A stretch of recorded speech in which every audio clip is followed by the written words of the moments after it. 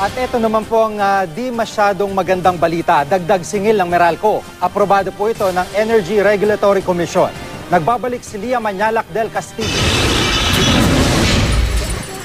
Simula ngayong Hulyo, 1.63 na kada kilowatt hour ang dating 1.60 na maximum average price ng Meralco. Maliit na bagay lang daw itong 3 centavo per kilowatt hour na dagdag kapalit ng mas magandang serbisyo. Sa pamamagitan ng PBR, yung mga consumers po can expect a higher level of service while allowing us distribution utilities na ma-achieve, maintain yung tinatawag na reasonable return and ensure efficient service and system upgrades. Pero para kay Crescencio Campillos, kahit barya lang ang dagdag singil sa kuryente, malaking bagay sa mga gaya niyang hirap sa buhay. Kaya lahat na ata ng paraan para makatipid, ginagawa raw niya. May washing man, di na namin pinaandar. Ano na lang kung nagawa? Ano lang, TV namin, di kami masyado nagpapalabas ng TV. Sa gabi, isang ventilador.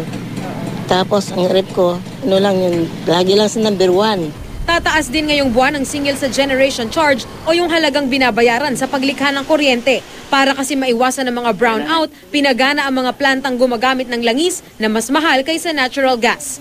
Kadalasan upward yung nagiging presyo sa presyo pag medyo merong supply constraints kasi mas tumatakbo pag yung mga baseload plants hindi maka-operate at the expected level, pumapasok yung mga tinatawag na more expensive power plants to meet the demand. Lia Manyalac del Castillo, Nakatutok, 24 Oras.